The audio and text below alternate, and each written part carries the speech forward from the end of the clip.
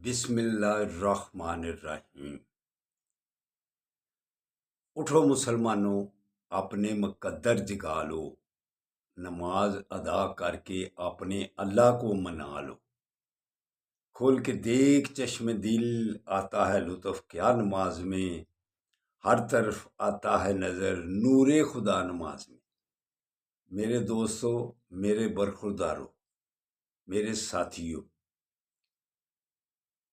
اٹھو، اٹھ کر رمضان کی روٹین کو سارا سال رواں دواں رکھو۔ اگر آپ نے تندرست اور توانا رہنا ہے، چین اور سکون سے زندگی گزارنی ہے، تو پھر آپ کو جو رمضان میں ٹریننگ کی ہے اس کو برقرار رکھنا چاہیے۔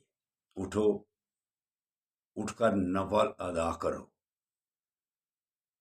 یہ ساری رات کی عبادت، عشاء کی نماز اور فجر کی، اگر آپ جماعت کے ساتھ ادا کر لیں گے تو ساری رات کی عبادت آپ کے ذمہ میں لکھی جائے گی۔ کتنا آسان طریقہ ہے، لیکن ہم دیکھو سنتوں میں سستی کرتے جاتے ہیں، سجدوں میں سستی کرتے ہیں۔ عشاء اور عصر کی سنتیں کچھ لوگ ایسے دیکھے ہیں کہ انہوں نے چھوڑ دی ہوئی ہیں۔ یہ سنتوں پر عمل کرنا، وہ سمجھو کہ آپ فرائض پہ بھی سستی کرتے ہیں۔ نوافل تراویوں میں دیکھا ہے، تراوییں پڑھ کے جو بعد میں 2 نفل ہیں تو پھر جو کہتے ہیں یہ کوئی فرض ہے، یہ کوئی فرض ہے۔ بھائی نوافل کی کثرت ہی آپ کو اللہ کے نزدیک کرے گی۔ اللہ کے لیے نفل پڑھتے ہیں نا، تو جو بات اللہ کے لیے کی جائے اس کو تو باقاعدگی سے کرنا چاہیے۔ سنتیں عصر کی اور عشاء کی یہ عموماً چھوڑتے ہیں آدمی، یہ آپ سستی کرتے ہیں۔ اگر آپ نے صحت مند رہنا ہے برخوردارو، تو یہ طریقہ کار چھوڑ دو۔ وہ بھی سنتے باقاعدگی سے ادا کرو، بلکہ نوافل کی کثرت کرو۔ جتنے بھی آپ نوافل پڑھتے جائیں گے، سمجھو کہ آپ کی وہ ورزش بھی ہوگی اور عبادت بھی ہوگی۔ کیوں کہ اس میں رکوع ہے، سجود ہے، تو اللہ کو جو سب سے زیادہ چیز پسند ہے وہ سجدہ ہے۔ تو اس لیے میرے دوستو، میرے برخوردارو،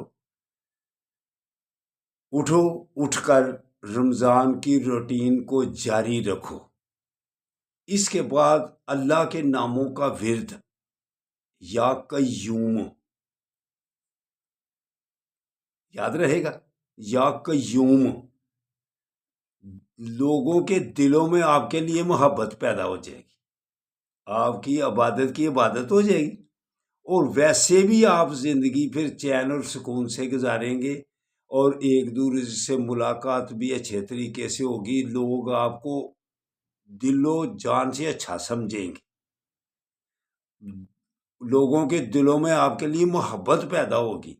کس وجہ سے؟ کہ آپ اللہ کے ناموں کی تسبیح کرتے ہیں، آقا صلی اللہ علیہ وسلم پر درود و سلام بھیجتے ہیں۔ جب اللہ کا ذکر بند ہو جائے گا، سب پر موت طاری ہو جائے گی۔ سب قیامت کے بعد جب سب فوت ہو جائیں گے تو کون سا ذکر جاری رہے گا؟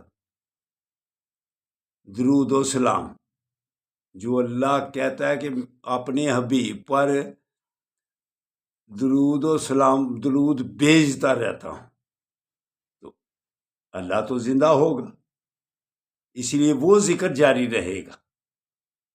اللہ کہنے والے سب قیامت کے بعد فوت ہو جائیں گے، لیکن آقا صلی اللہ علیہ وسلم پر اللہ فرما رہا ہے کہ درود بھیجتا رہتا ہوں۔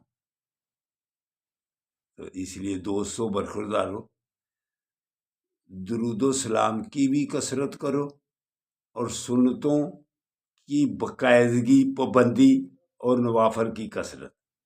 یہ آپ کی صحت کا راز ہوگا۔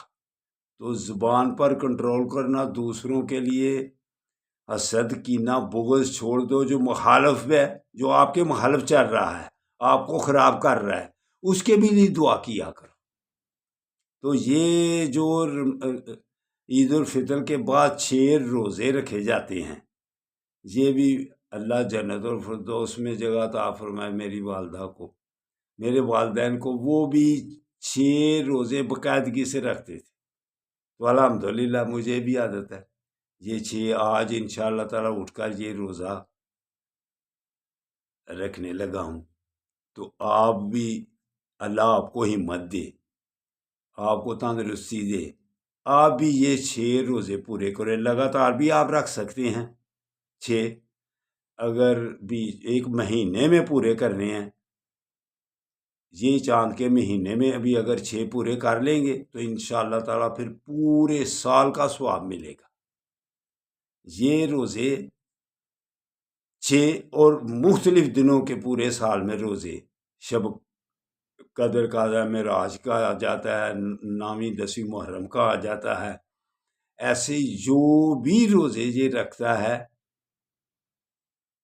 پورا سال اس کا معدہ بھی ٹھیک رہے گا۔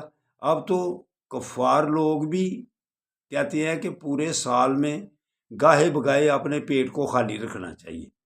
تو یہ تو ہمیں بزرگان نے دین نے بتلا دیا ہوا ہے، آقا صلی اللہ علیہ وسلم نے بتلا دیا ہوا ہے کہ روزے ان دنوں کے رکھ لیا کرو۔ تو اٹھ کر اگر آپ نے صحت مند رہنا ہے، اسپتالوں بیماریوں سے بچنا ہے، تو اٹھ کر روزے رکھو، انشاءاللہ تعالیٰ پر سمارٹ رہیں گے، خوبصورت رہیں گے۔ اللہ حافظ، اللہ حافظ۔ تو اب انشاءاللہ تعالیٰ سٹی ہاؤسنگ جانے کی بھی تیاری ہے۔ آج گھر والے چلے جائیں گے تو خوب بعد میں جاؤں گا انشاءاللہ تعالیٰ، ادھر کٹھے ہوں گے، ادھر عید کے دن اب ادھر گزاریں گے۔